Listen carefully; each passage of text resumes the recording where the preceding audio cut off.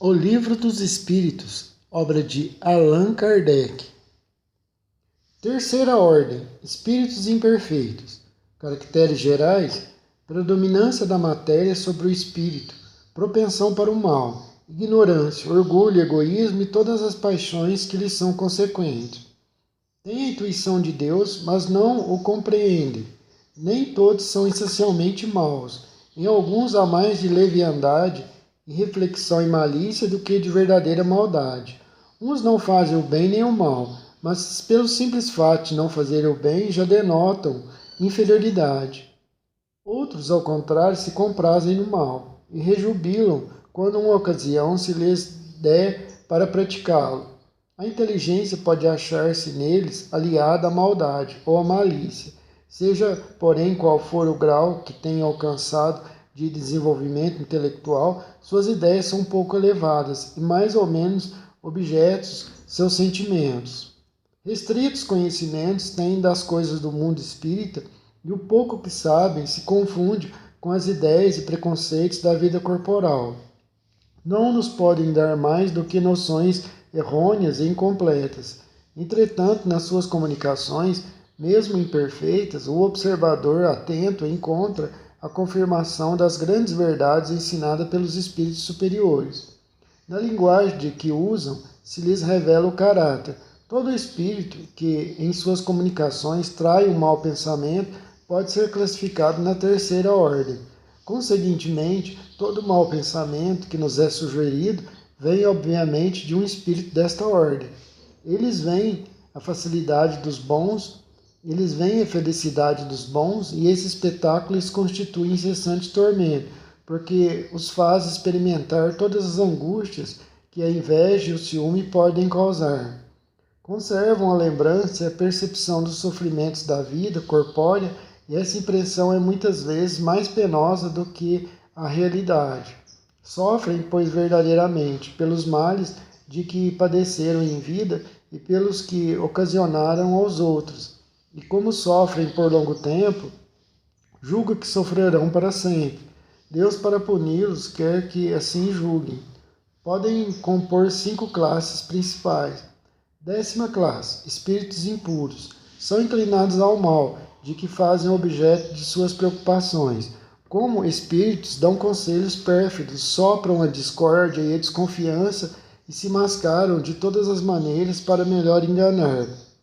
Ligam-se aos homens de caráter bastante fraco para cederem às suas sugestões a fim de induzi-los à perdição, satisfeitos com o conseguirem, retardando-lhes o adiantamento, fazendo-os sucumbir nas provas porque taçam.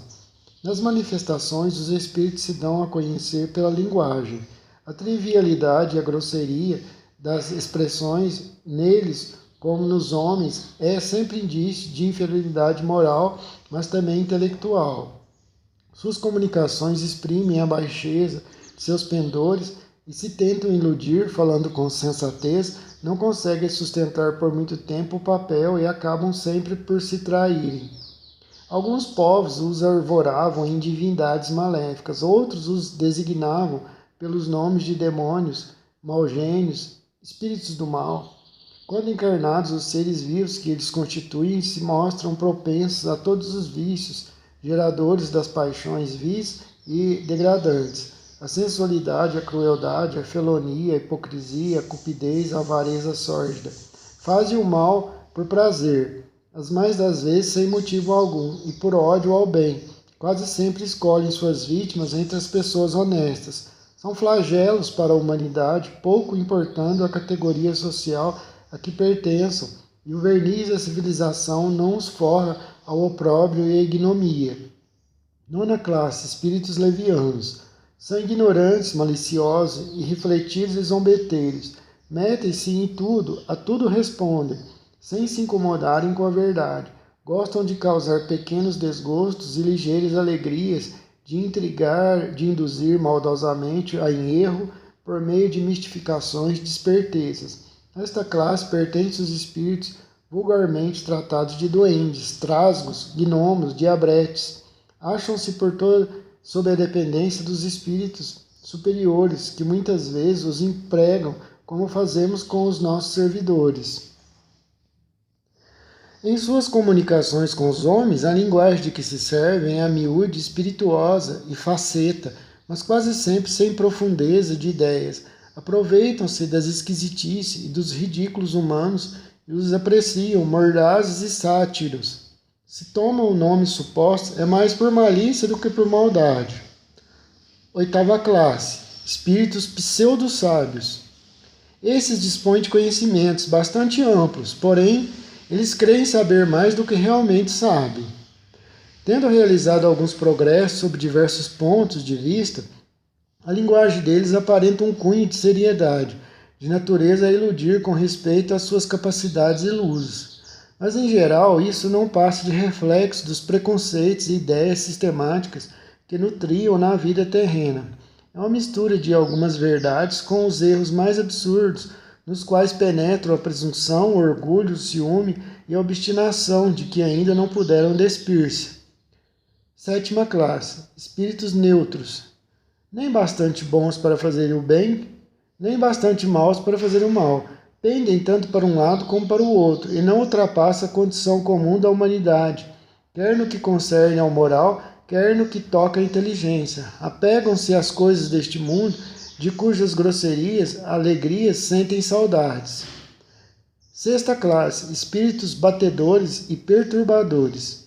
Estes espíritos, propriamente falando, não formam uma classe distinta pelas suas qualidades pessoais. Podem caber em todas as classes da terceira ordem.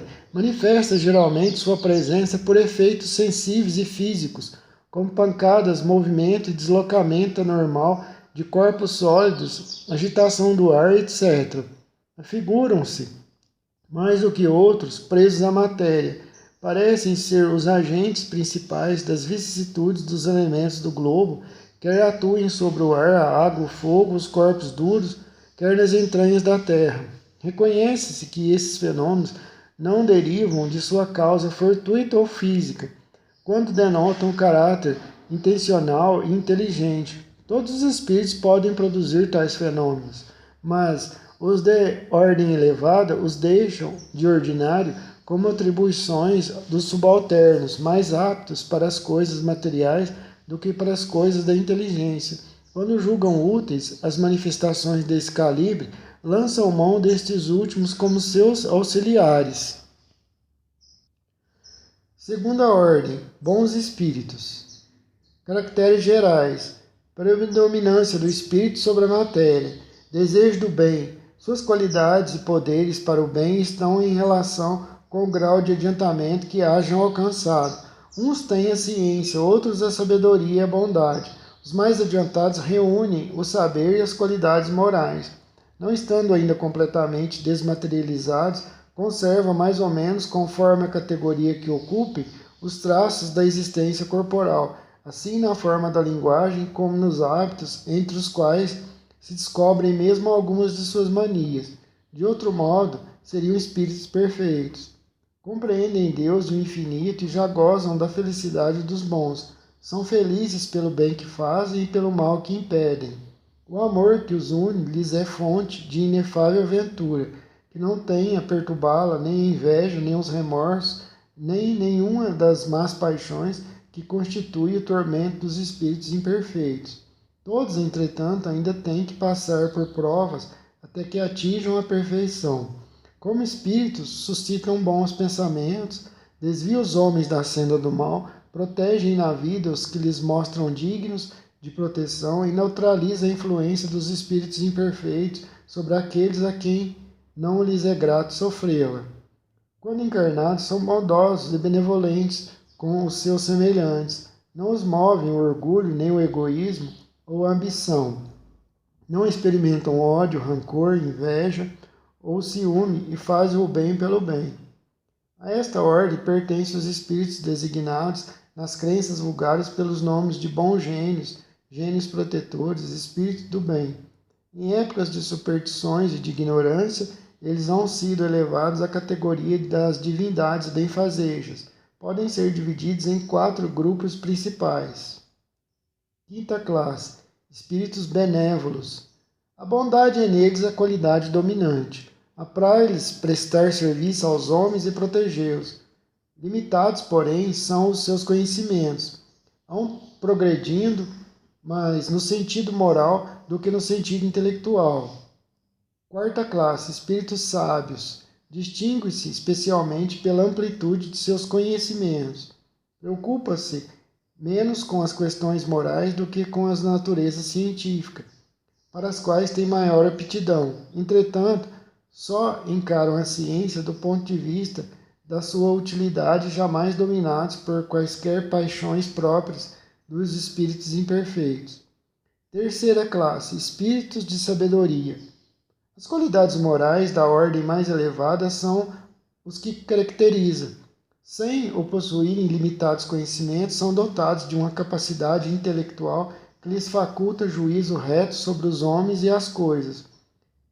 Segunda classe, espíritos superiores. Esses em si reúnem a ciência, a sabedoria e a bondade. Da linguagem que emprega se exala sempre a benevolência. É uma linguagem invariavelmente digna, elevada e muitas vezes sublime.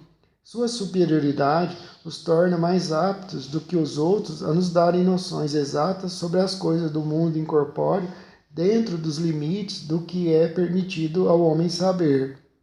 Comunicam-se complacentemente com os que procuram de boa fé a verdade, cuja alma já está bastante desprendida das ligações terrenas para compreendê-la. Afastam-se, porém, daqueles a quem só a curiosidade impele ou que, por influência da matéria, fogem à prática do bem. Quando, por exceção, encarnam na Terra para cumprir uma grande missão de progresso, e então nos oferece o tipo de perfeição a que a humanidade pode aspirar neste mundo.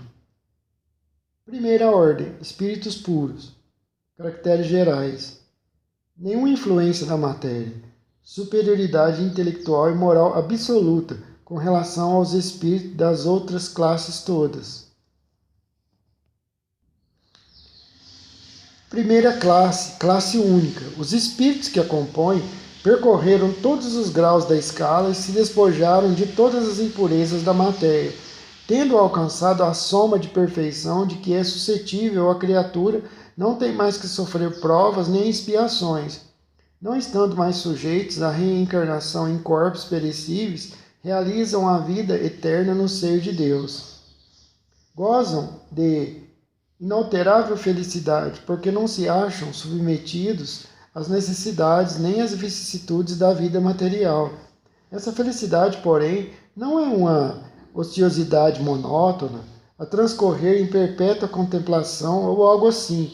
Eles são os mensageiros e os ministros de Deus, cujas ordens executam para a manutenção da harmonia universal. Comandam a todos os espíritos que lhes são inferiores, auxiliam-nos na obra de seu aperfeiçoamento, eles designam as suas missões, assistir os homens nas suas aflições, concitá-los ao bem ou à expiação das faltas que os conservam distanciados da suprema felicidade, constitui para eles ocupação gratíssima.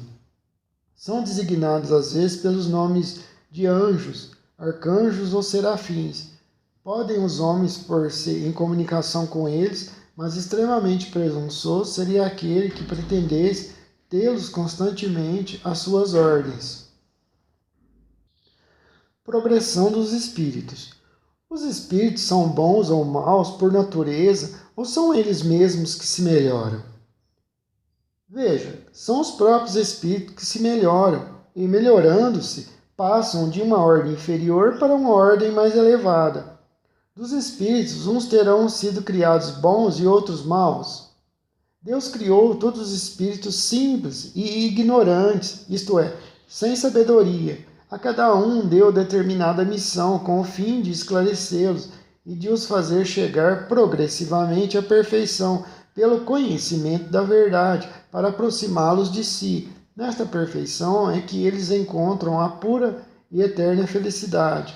Passando pelas provas que Deus lhe impõe, é que os espíritos adquirem aquele conhecimento. Uns aceitam submissos essas provas e chegam mais depressa à meta que lhes foi destinada. Porém, outros só suportam lamentando e, pela falta em que desse modo incorrem, permanecem afastados da perfeição e da prometida felicidade. Segundo o que acabais de dizer, os espíritos em sua origem seriam como crianças, ignorantes e inexperientes, só adquirindo pouco a pouco os conhecimentos de que carecem com o percorrerem as diferentes fases da vida? Sim, a comparação é boa. A criança rebelde se conserva ignorante e imperfeita. Seu aproveitamento depende da sua maior ou menor docilidade, mas a vida do homem tem termo, ao passo que a dos espíritos se prolonga ao infinito. Haverá espíritos que se conservam eternamente nas ordens inferiores? Ou, por outras palavras, existirão espíritos eternamente maldosos? Não, todos se tornarão perfeitos. Mudam de ordem, mas moderadamente, porquanto, como já doutra vez dissemos, um pai justo e misericordioso não pode banir seus filhos para sempre. Pretenderias que Deus, tão grande como é, tão bom, tão justo, fosse pior do que um pai terreno? Depende dos espíritos o progredir mais ou menos rapidamente para a perfeição? Certamente, eles a alcançam mais ou menos rápido, conforme o desejo que têm de alcançá-la e a submissão que testemunham à vontade de Deus. Uma criança dócil não se instrui mais depressa do que outra recalcitrante? Podem os espíritos se degenerar? Não, à medida que avançam, compreendem o que os distancia da perfeição. Concluindo uma prova, o espírito fica com a ciência que daí lhe veio e não esquece. Pode permanecer estacionário, mas não retrógrada. Mas não podia Deus isentar os espíritos das provas que lhes cumpre sofrer para chegar à primeira ordem? Se Deus os houvesse criado perfeitos, nenhum mérito teriam para gozar dos benefícios dessa perfeição. Onde estaria o merecimento sem a luta? Demais, a desigualdade entre eles existe, é necessária às suas personalidades. Acresce ainda que as missões que desempenham nos diferentes graus da escala estão nos desígnios da providência para a harmonia do universo, pois que na vida social todos os homens podem chegar às mais altas funções. Seria o caso de perguntar-se por que o soberano de um país não faz de cada um de seus soldados um general. Porque todos os empregados subalternos de uma empresa não são funcionários superiores? Porque todos os colegiais não são mestres? Ora, entre a vida social e espiritual há esta diferença, enquanto a primeira é limitada e nem sempre permite que o homem suba todos os degraus, a segunda, a espiritual, é indefinida e a todos oferece a possibilidade de se elevarem ao grau supremo. Todos os espíritos passam pela fileira do mal para chegar ao bem? Pela fileira do mal, não, pela fileira da ignorância. Porque alguns espíritos seguiram o caminho do bem muito rápido e outros o do mal? Não têm eles o livre-arbítrio? Deus não os criou maus, criou simples e ignorantes, como já disse, isto é, tendo tanta aptidão para seguir o caminho do bem quanto para o do mal. Os que são maus assim se tornaram por vontade própria. Mas como podem os espíritos, em sua origem, quando ainda não têm consciência de si mesmos, gozar da liberdade de escolha entre o bem e o mal? Há neles algum princípio qualquer, tendência que os encaminhe para uma senda de preferência a outra? O livre-arbítrio se desenvolve à medida que o espírito adquire a consciência de si mesmo. Já não haveria liberdade desde que as escolhas fossem determinadas por uma causa independente da vontade do espírito. A causa não está nele, está fora dele, nas influências a que cede em virtude da sua livre escolha. É o que se contém na grande figura emblemática da queda do homem e do pecado original. Uns cederam à tentação, outros resistiram. De onde vêm as influências que sobre eles exercem? Dos espíritos imperfeitos que procuram apoderar-se deles, dominá-los e que se rejubilam com o fazê-los sucumbir. Foi isso o que se intentou simbolizar a figura de Satanás. Tal influência só exerce sobre o espírito em sua origem. Acompanha-o na vida de espírito até que haja conseguido tanto o império sobre si mesmo que os maus desistem de obsediá-lo. Porque a Deus permite que os espíritos possam tomar o caminho do mal. Como ousais pedir a Deus conta de seus atos? Supondes poder penetrar os desígnios? Podeis, todavia, dizer o seguinte: a sabedoria de Deus está na liberdade de escolher que Ele deixa a cada um, porquanto, assim, cada um tem o mérito de suas próprias obras. Pois que há espíritos que desde o princípio seguem o caminho do bem absoluto e outros do mal absoluto, deve haver, sem dúvida, gradações entre esses dois extremos. Não. Sim, certamente. Sim, os que se acham nos graus intermediários constituem a maioria do ser humano, inclusive. Os espíritos que enveredaram pela senda do mal poderão chegar ao mesmo grau de superioridade que os outros? Claro que sim, mas as eternidades serão mais longas. Por estas palavras, as eternidades se deve entender a ideia de que os espíritos inferiores fazem da perpetuidade de seus sofrimentos, cujo termo não lhes é dado ver, ideia que revive todas as vezes que sucumbem numa prova. Chegados ao grau supremo da perfeição, os espíritos que andaram pelo caminho do mal têm, aos olhos de Deus, menos mérito do que os outros que foram mais depressa pela senda do bem? De forma alguma, Deus olha de igual maneira para os que se transviaram e para os outros, e a todos amam com o mesmo coração. Aqueles são chamados maus porque sucumbiram. Antes não eram mais que simples espíritos. Os espíritos são criados iguais quanto às faculdades intelectuais. São criados iguais, porém, não sabendo de onde vêm, preciso é que o livre-arbítrio siga seu curso. Eles progridem mais ou menos rapidamente em inteligência como em moralidade. Os espíritos que desde o princípio seguem o caminho do bem, nem por isso são espíritos perfeitos. Não têm, é certo, maus pendores, mas precisam adquirir a experiência e os conhecimentos indispensáveis para alcançar a perfeição. Podemos compará-los a crianças que, seja qual for a bondade de seus instintos naturais, necessitam se desenvolver e esclarecer e que não passam sem transição da infância à madureza. Simplesmente assim como há homens que são bons e outros que são maus desde a infância, também há espíritos que são bons ou maus desde a origem, com a diferença capital de que a criança tem instintos já inteiramente formados, enquanto o espírito, ao formar-se, não é nem bom nem mau. Tem todas as tendências e toma uma ou outra direção por efeito de seu livre-arbítrio. Anjos e demônios. Os seres a que chamamos anjos, arcanjos, serafins, formam uma categoria especial de natureza diferente dos outros espíritos? Não. São os espíritos puros, os que se acham no mais alto grau da escala e reúnem todas as perfeições. A palavra anjo desperta geralmente a ideia de perfeição moral. Entretanto, ela se aplica muitas vezes à designação de todos os seres bons e maus que estão fora da humanidade. Diz-se o anjo bom e o anjo mau, o anjo de luz e o anjo das trevas.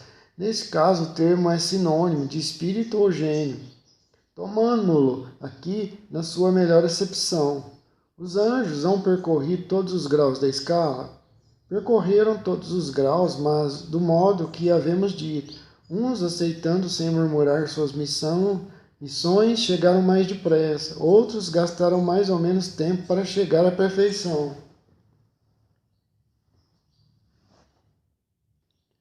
Sendo errônea a opinião dos que admitem a existência de seres criados, perfeitos e superiores a todas as outras criaturas, como se explica que essa crença esteja na tradição de quase todos os povos? Fica sabendo que o mundo onde te achas não existe de toda a eternidade e que, muito tempo antes que ele existisse, já havia espíritos que tinham atingido o grau supremo. Acreditaram os homens que eles eram assim desde os tempos mais remotos. Há demônios, no sentido que se dá desta palavra? Se houvesse demônios, seria obra de quem? De Deus. Mas, porventura, Deus seria justo e bom se houvera criado seres destinados eternamente ao mal e a permanecerem eternamente desgraçados? Se há demônios, eles se encontram no mundo inferior em que habitais e em outros semelhantes. São esses homens hipócritas que fazem de um Deus justo um Deus mau e vingativo, e que julgam agradá-lo por meio das abominações que praticam em seu nome. A palavra demônio não implica a ideia de espírito mau, senão na sua acepção moderna, porquanto o termo grego daimon, de onde ela derivou, significa gênio, inteligência e se aplica aos seres incorpóreos, bons ou maus indistintamente. Por demônios, segundo a acepção vulgar da palavra, se entendem seres essencialmente malfazejos. Como todas as coisas, eles teriam sido criados por Deus. Ora, Deus, que é soberanamente justo e bom, não pode ter criado seres prepostos por sua natureza ao mal eterno e condenados por toda a eternidade. Se não fosse obra de Deus, existiriam como ele desde toda a eternidade, ou então haveria muitas potências soberanas criando espíritos. A primeira condição de toda doutrina é ser lógica. Ora, a dos demônios, no sentido absoluto, falta essa base essencial. Concebe-se que povos atrasados, os quais, por desconhecer os atributos de Deus, admitem em suas crenças divindades maléficas. Também admitam demônios, mas é ilógico e contraditório que quem faz da bondade um dos atributos essenciais de Deus supõe haver ele criado seres destinados ao mal e a praticá-lo perpetuamente, porque isso equivale a lhe negar a bondade. Os partidários dos demônios se apoiam nas palavras do Cristo. Não seremos nós que conteste a autoridade de seus ensinos, que desejáramos ver mais no coração do que na boca dos homens. Porém, estarão aqueles partidários certos do sentido que ele dava a esse vocábulo? Não é sabido que a forma alegórica constitui um dos caracteres distintivos da sua linguagem? Deve-se a tomar ao pé da letra tudo o que o Evangelho contém? Não precisamos de outra prova além do que nos fornece esta passagem. Logo após esses dias de aflição, o sol escurecerá e a lua não mais dará a sua luz. As estrelas cairão do céu e as potências do céu se abalarão. Em verdade vos digo que esta geração não passará sem que todas essas coisas se tenham cumprido. Não temos visto a ciência contraditar a forma do texto bíblico no tocante à criação e ao movimento da terra? Não se dará o mesmo com algumas figuras de que se serviu Jesus, que tinha de falar de acordo com os tempos e os lugares? Não é possível que ele haja dito conscientemente uma falsidade. Assim, pois, se nas suas palavras há coisas que parecem chocar a razão, é que não as compreendemos bem ou as interpretamos mal. Os homens fizeram com os demônios o que fizeram com os anjos. Como acreditaram na existência de seres perfeitos desde toda a eternidade, tomaram os espíritos inferiores por seres perpetuamente maus. Por demônios se deve entender os espíritos impuros, que muitas vezes não valem mais do que as entidades designadas por esse nome, mas com a diferença de ser transitório o estado deles. São espíritos imperfeitos que se rebelam contra as provas que lhes tocam e que, por isso, as sofrem mais longamente, porém que ao seu turno chegarão a sair daquele estado quando quiserem. Poder-se-ia, pois, aceitar o termo demônio com esta restrição, como o entendem atualmente, dando-lhe um sentido exclusivo, ele induziria em erro, como o fazem crer na existência de seres especialmente criados para o mal. Satanás é evidentemente a personificação do mal sobre a forma alegórica, visto não se poder admitir que existe um ser mau a lutar, como de potência a potência, com Deus e cuja única preocupação consiste em lhe contrariar os desígnios.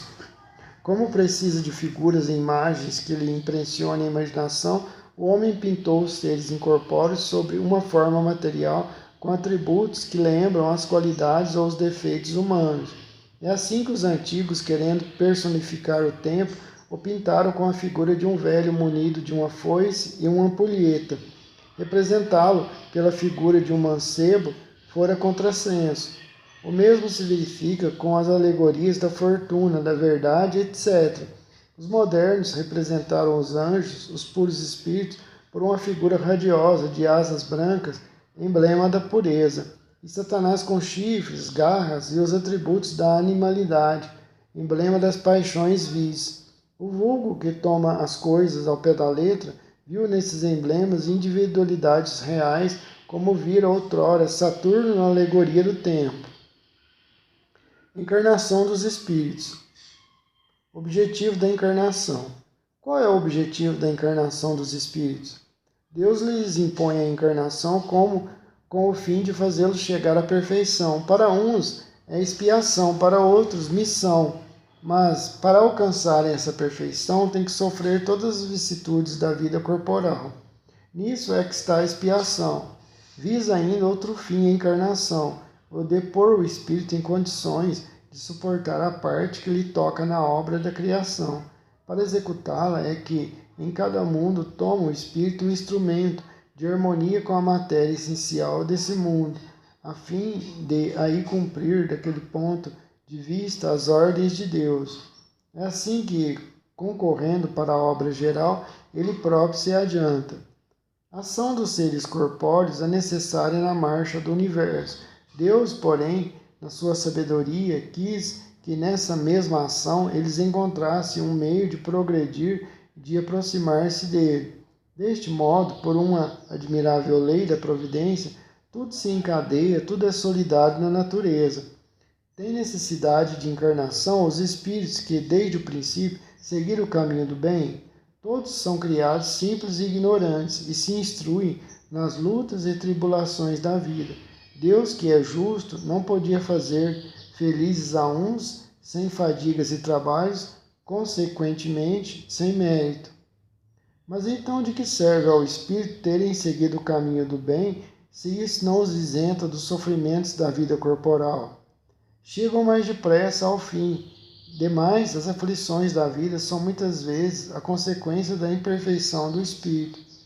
Quanto menos imperfeições, tanto menos tormentos. Aquele que não é invejoso, nem ciumento, nem avaro, nem ambicioso, não sofrerá as torturas que se originam desses defeitos. A alma. Que é a alma? Um espírito encarnado. Que era a alma antes de se unir ao corpo? Espírito. As almas e os espíritos são, portanto, idênticos, a mesma coisa? Sim, as almas não são senão os espíritos. Antes de se unir ao corpo, a alma é um dos seres inteligentes que povoam o mundo invisível, os quais temporariamente revestem um invólucro carnal para se purificar e esclarecerem. Há no homem alguma coisa além da alma e do corpo? Há o laço que liga a alma ao corpo. De que natureza é esse laço? É semimaterial, isto é, de natureza intermediária entre o espírito e o corpo. É preciso que seja assim para que os dois possam comunicar-se um com o outro. Por meio desse laço é que o espírito atua sobre a matéria e reciprocamente. O homem é, portanto, formado de três partes essenciais: o corpo, ou o ser material, análogo ao dos animais e animado pelo mesmo princípio vital. A alma, espírito encarnado, que tem no corpo a sua habitação. O princípio intermediário, ou perispírito, substância semimaterial que serve de primeiro envoltório ao espírito e liga a alma ao corpo, tal num fruto, o germe, o perisperma e a casca. A alma independe do princípio vital. O corpo não é mais do que envoltório, repetimos-lo constantemente. Pode o corpo existir sem a alma? Pode, entretanto, desde que cessa a vida do corpo, a alma o abandona. Antes do nascimento, ainda não há união definitiva entre alma e corpo, enquanto depois de sua união se haver estabelecido, a morte do corpo rompe os laços que o prendem à alma, e esta abandona. A vida orgânica pode animar um corpo sem alma, mas a alma não pode habitar um corpo privado de vida orgânica. Que seria o nosso corpo se não tivesse alma? Simples massa de carne sem inteligência, tudo o que quiserdes, exceto um homem. Um espírito pode encarnar a um tempo em dois corpos diferentes? Não, o espírito é indivisível, e não pode animar simultaneamente dois seres distintos. O que se deve pensar da opinião dos que consideram a alma o princípio da vida material? É uma questão de palavras com que nada temos. Começai por vos entenderdes mutuamente. Alguns espíritos, e antes deles alguns filósofos, definiram a alma como uma centelha anímica emanada do grande todo. Por que essa contradição? Não há contradição, tudo depende das opções das palavras. Por que não tendes uma palavra para cada coisa? O vocábulo alma se emprega para exprimir coisas muito diferentes. Um chama a alma ao princípio da vida e, nessa acepção, se pode, com acertado, dizer, figuradamente, que a alma é uma centelha anímica emanada do grande todo. Estas últimas palavras indicam a fonte universal do princípio vital de que cada ser absorve uma porção e que, após a morte, volta à massa de onde saiu. Essa ideia, de nenhum modo, exclui a de um ser moral, distinto e independente da matéria e que conserva sua individualidade. A esse ser, igualmente, se dá o nome de alma, e nessa acepção é que se pode dizer que a alma é um espírito encarnado. Dando da alma definições diversas, os espíritos falaram de acordo com o modo porque aplicavam a palavra e com as ideias terrenas de que ainda estavam mais ou menos imbuídos. Isto resulta da deficiência da linguagem humana, que não dispõe de uma palavra para cada ideia, donde uma imensidade de equívocos e discussões. Eis porque os espíritos superiores nos dizem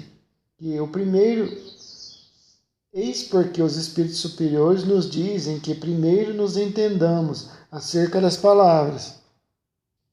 O que se deve pensar da teoria da alma subdividida em tantas partes quantos são os músculos e presidindo assim a cada uma das funções do corpo? Ainda isso depende do sentido que se empreste à palavra alma. Se se entende por alma o fluido vital, essa teoria tem razão de ser. Se se entende por alma o espírito encarnado, é errônea. Já dissemos que o espírito é indivisível. Ele imprime movimentos aos órgãos, servindo-se do fluido intermediário, sem que para isso se divida. Entretanto, alguns espíritos deram essa definição. Os espíritos ignorantes podem tomar o efeito pela causa.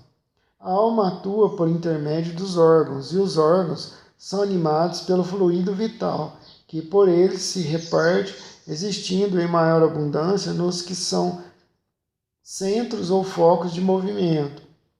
Esta explicação, porém, não procede desde que se considere a alma o espírito que habita o corpo durante a vida e o deixa por ocasião da morte. Há alguma coisa de verdadeiro na opinião daqueles que pretendem que a alma seja exterior ao corpo e o circunvolve? A alma não se acha encerrada no corpo, qual um passarinho numa gaiola. Ela irradia e se manifesta exteriormente como a luz através de um globo de vidro ou como o som em torno de um centro de sonoridade.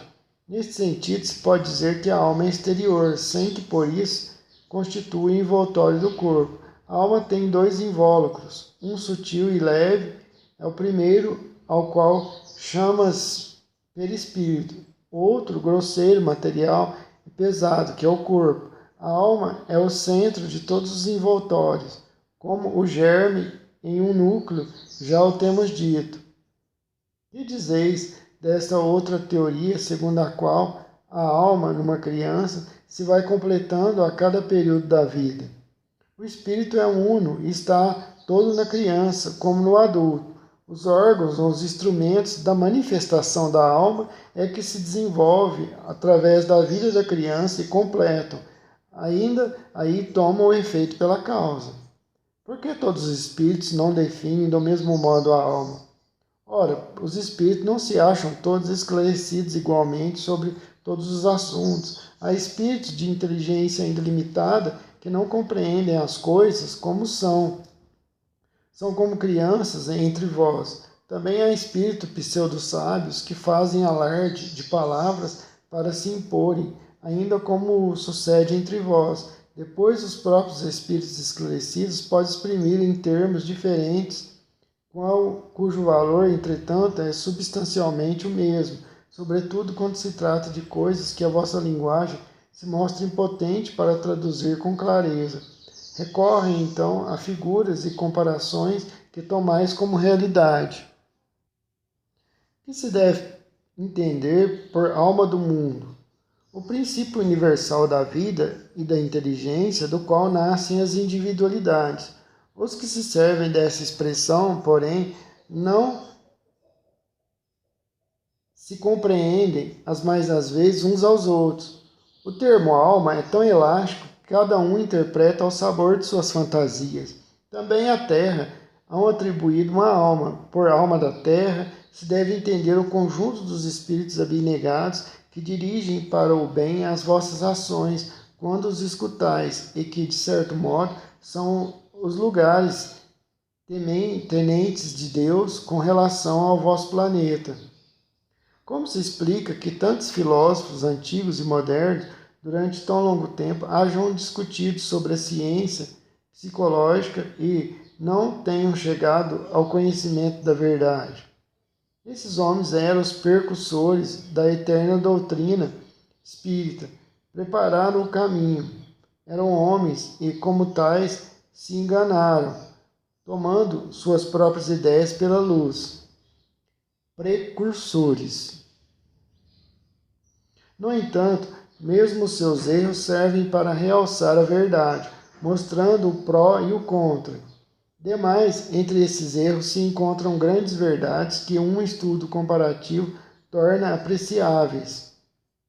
A alma tem no corpo sede determinada e circunscrita? Não, porém, nos grandes gênios, em todos os que pensam muito, ela reside mais particularmente na cabeça, ao passo que ocupa principalmente o coração naqueles que muito sentem e cujas ações têm todas por objetivo a humanidade. Se deve pensar da opinião dos que situam a alma num centro vital.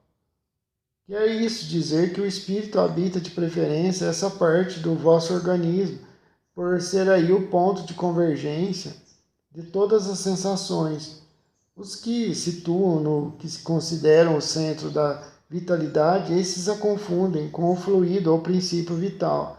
Pode, todavia, dizer-se que a sede da alma se encontra especialmente nos órgãos que servem para as manifestações intelectuais e morais. Materialismo. Porque os anatomistas, os fisiologistas em geral, os que aprofundam a ciência da natureza são com mais frequência levados ao materialismo. O fisiologista refere tudo ao que vê. O orgulho dos homens, que julgam saber tudo e não admitem haja coisa alguma que lhes esteja acima do entendimento. A própria ciência que cultivam os enche de presunção. Pensam que a natureza nada lhes pode conservar oculto. Não é de lastimar que o materialismo seja uma consequência de estudos que deveriam, contrariamente, mostrar ao homem a superioridade da inteligência que governa o universo. Deve-se daí concluir que são perigosos? Não é exato que o materialismo seja uma consequência desses estudos. O homem é que deles tira uma consequência errônea, pela razão dele ser dado abusar de tudo, mesmo das melhores coisas. Acresce que o nada os amedronta mais do que eles queriam que parecesse. Os espíritos fortes, quase sempre, são antes fanfarrões do que bravos. Na sua maioria, só são materialistas porque não têm com que encher o vazio do abismo que diante deles se abre.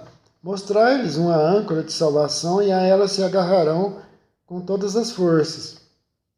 Por uma aberração da inteligência, pessoas há que só veem nos seres orgânicos a ação da matéria e a esta atribuem todos os atos. No corpo humano, apenas veem a máquina elétrica, somente pelo funcionamento dos órgãos. Estudaram o mecanismo da vida, cuja repetida extinção observaram por efeito da ruptura de um fio e nada mais enxergaram além desse fio. Procuraram saber se alguma coisa restava e, como nada viram, senão matéria que se tornara inerte, como não viram a alma escapar-se, como não a puderam apalpar, concluíram que tudo se continha nas propriedades da matéria e que, portanto, a morte se seguia ao aniquilamento do pensamento. Triste consequência, se fora real, porque então o bem e o mal nada significariam. O homem teria razão para só pensar em si e para colocar acima de tudo a satisfação de seus apetites materiais.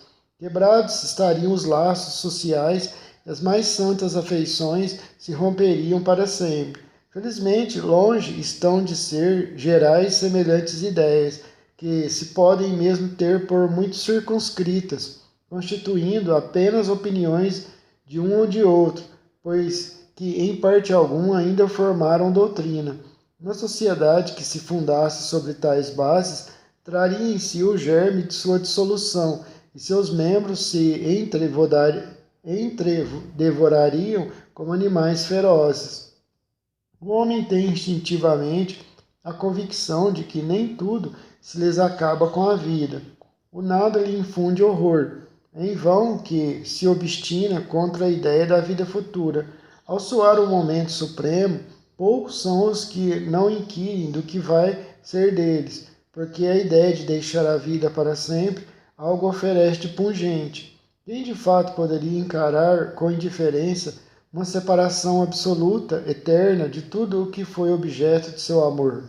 Quem poderia ver sem terror abrir-se diante de si o imensurável abismo do nada, onde se sepultassem para sempre todas as suas faculdades, todas as suas esperanças, e dizer a si mesmo: pois que, depois de mim, nada mais senão o vácuo, tudo definitivamente acabado, mais alguns dias e a minha lembrança também se terá apagado da memória dos que me sobreviverem. Nenhum vestígio dentro em pouco restará da minha passagem pela terra. Até mesmo o bem que fiz será esquecido pelos ingratos a quem beneficiei, e nada para compensar tudo isto, nenhuma outra perspectiva além da do meu corpo roído pelos vermes. Não tem este quadro alguma coisa de terrível, de horrível, de glacial? A religião ensina que não pode ser assim, e a razão nolo confirma. Uma existência futura, porém vaga e indefinida, não apresenta o que se satisfaça ao nosso desejo do positivo. Essa, em muitas, a origem da dúvida. Possuímos alma, está bem, mas que é a nossa alma? Tem forma, uma aparência qualquer? É um ser limitado ou indefinido? Dizem alguns que é um sopro de Deus, outros uma centelha, outros uma parcela do grande todo, o princípio da vida e da inteligência. Quem é, porém, o que de tudo isso ficamos sabendo? Que nos importa ter uma alma se, extinguindo-se-nos a vida, ela desaparece na imensidade como as gotas de uma água no oceano. A perda da nossa individualidade não equivale para nós ao nada? Disse também que a alma é imaterial. Ora, uma coisa imaterial carece de proporções determinadas. Desde então, nada é para nós. A religião ainda nos ensina que seremos felizes ou desgraçados conforme o bem ou mal que houvermos feito. Que venha a ser, porém, essa felicidade que nos aguarda no seio de Deus. Será uma beatitude, uma contemplação eterna, sem outra ocupação, mais do que entoar louvores a Deus? As chamas do inferno serão uma realidade ou um símbolo? A própria Igreja lhes dá esta última significação. Mas então, que são aqueles sofrimentos? Onde é esse lugar de suplício? Uma palavra, que é o que se faz, que é o que se vê nesse outro mundo que a todos nos espera. Dizem que ninguém jamais voltou de lá para nos dar informações. É erro dizê-lo, e a missão do Espiritismo consiste precisamente em nos esclarecer acerca desse futuro, em fazer com que, até certo ponto, o toquemos com o dedo e o penetramos com o olhar, não mais pelo raciocínio somente, porém pelos fatos. Graças a comunicações espíritas, não se trata mais de uma simples presunção, de uma probabilidade sobre a qual cada um conjecture à vontade. Que os poetas embelezem com suas ficções ou cumulem de enganadoras imagens alegóricas. É a realidade que nos aparece, pois que são os próprios seres de além-túmulo que nos vêm descrever a situação em que se acham, relatar o que fazem, facultar-nos assistir, por assim dizer, a todas as peripécias da nova vida que lá vivem e mostrando-nos por este meio a sorte inevitável que nos está reservada de acordo com os nossos méritos e deméritos. Haverá nisso alguma coisa de antirreligioso? Muito ao contrário, porquanto os incrédulos encontram aí a fé e os tíbios, a renovação do fervor e da confiança.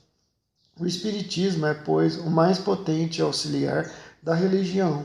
Se ele aí está, é porque Deus o permite, e o permite para que as nossas vacilantes esperanças se revigorem e para que sejamos reconduzidos à senda do bem pela perspectiva do futuro.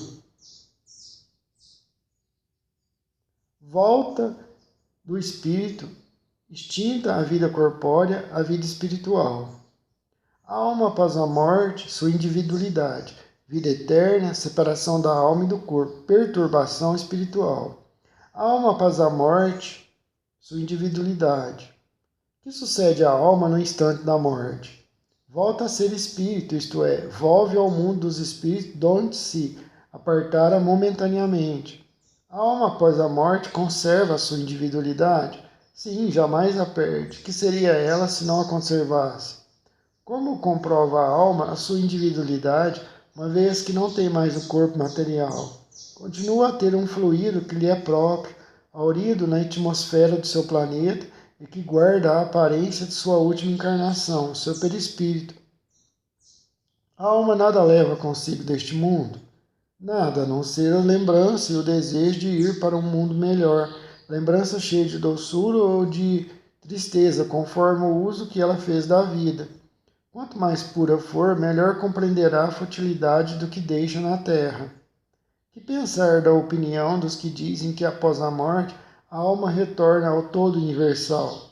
O conjunto dos espíritos não forma um todo, não constitui um mundo completo.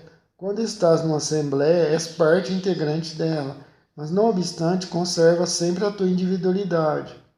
Que prova podemos ter da individualidade da alma depois da morte? Não tendes essa prova nas comunicações que recebeis? Se não fosseis cegos, veríeis, e se não fosseis surdos, ouviríeis, pois que, muito a miúde, uma voz vos fala, reveladora da existência de um ser que está fora de vós. O que pensam que, pela morte, a alma reingressa no todo universal estão em erro, ou supõem que, semelhantemente à gota de uma água que cai no oceano, ela perde ali a sua individualidade. Estão certos se por todo universal entende o conjunto dos seres incorpóreos, conjunto de que cada alma ou espírito é um elemento. Se as almas se confundissem num amálgama, só teria as qualidades do conjunto, nada as distinguiriam uma das outras. Careceria de inteligência e de qualidades pessoais, quando, ao contrário, em todas as comunicações, denotam ter consciência do seu eu e vontade própria.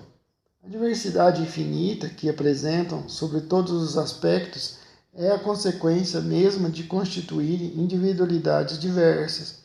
Se, após a morte, só houvesse o que se chama o grande todo, absorver todas as individualidades, esse todo seria uniforme e, então, as comunicações que recebessem do mundo invisível seriam todas iguais, desde que, porém, lá se nos deparam seres bons e maus, sábios e ignorantes, felizes e desgraçados, que lá os há de todos os caracteres, alegres e tristes, levianos e ponderados, etc. Patente se faz que eles são seres distintos. A individualidade ainda mais evidente se torna quando esses seres provam a sua identidade por indicações incontestáveis, particularidades individuais verificáveis, referentes às suas vidas terrenas. Também não pode ser posta em dúvida quando se fazem visíveis nas aparições. A individualidade da alma nos era ensinada em teoria como artigo de fé. O Espiritismo a torna manifesta e, de certo modo, material. Em que sentido se deve entender a vida eterna? A vida eterna do espírito, que é a do corpo, é transitória e passageira. Quando o corpo morre, a alma retorna à vida eterna. Não seria mais exato chamar vida eterna a dos espíritos puros, do que, tendo atingido a perfeição, não estão sujeitos a sofrer mais prova alguma? Essa é antes a felicidade eterna, mas isso constitui uma questão de palavras. Chamai as coisas como quiserdes, contanto que vos entendais. Separação da alma do corpo. É dolorosa a separação da alma e do corpo? Não, o corpo quase sempre sofre mais durante a vida do que no momento da morte. A alma nenhuma parte toma nisso. Os sofrimentos que algumas vezes se experimentam no instante da morte são um gozo para o espírito que se vê chegar ao termo de seu exílio. Na morte natural, a que sobrevém pelo esgotamento dos órgãos, em consequência da idade, o homem deixa a vida sem o perceber. É uma lâmpada que se vai apagando por falta de óleo. Como se opera a separação da alma e do corpo? Rotos os laços que se retinham, ela se desprende. A separação se dá instantaneamente por brusca transição.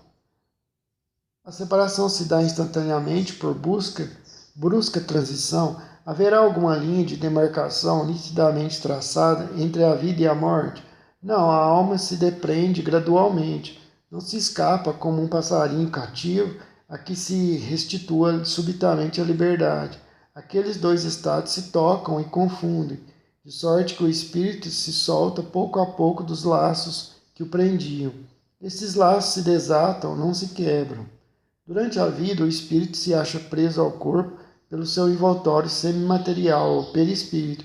A morte é a destruição do corpo somente, não a desse outro envoltório, que do corpo se separa quando cessa nesse a vida orgânica. A observação demonstra que, no instante da morte, o desprendimento do perispírito não se completa de repente, que, ao contrário, se opera gradualmente e com uma lentidão muito variável conforme os indivíduos. Em uns é bastante rápido, podendo dizer-se que o momento da morte é o da libertação, com apenas algumas horas de diferença. Em outros, naqueles sobretudo cuja vida foi totalmente material e sensual, o desprendimento é muito menos rápido, durante algumas vezes semanas e até meses, o que não implica existir no corpo a menor vitalidade, nem a possibilidade de volver à vida, mas uma simples afinidade com o espírito, afinidade que guarda sempre proporção com a preponderância que durante a vida o espírito deu à matéria. É com efeito racional conceber-se que quanto mais o espírito se haja identificado com a matéria, tanto mais penoso lhe será separar-se dela, ao passo que a atividade intelectual e moral, a elevação dos pensamentos operam um começo de desprendimento, mesmo durante a vida do corpo, de modo que, chegando à morte, ela é quase instantânea. Tal o resultado dos estudos feitos em todos os indivíduos que têm podido observar por ocasião da morte. Essas observações ainda provam que a afinidade persistente entre a alma e o corpo em certos indivíduos é às vezes muito penosa, porquanto o espírito pode experimentar o horror da decomposição. Este caso, porém, é excepcional e peculiar a certos gêneros de vida e a certos gêneros de morte. Verifica-se com alguns suicidas. A separação definitiva da alma e do corpo pode ocorrer antes da cessação completa da vida orgânica. Na agonia, a alma algumas vezes já tem deixado o corpo, nada mais há que vida orgânica. O homem já não tem consciência de si mesmo, entretanto, ainda lhe resta um sopro de vida orgânica. O corpo é a máquina que o coração põe em movimento. Existe enquanto o coração faz circular nas veias o sangue, para o que não necessita de alma. No momento da morte, a alma sente, alguma vez, qualquer aspiração ou êxtase que lhe faça entrever o mundo onde vai de novo entrar? Muitas vezes a alma sente que se desfazem os laços que a prendem ao corpo. Emprega então todos os esforços para desfazê-los inteiramente.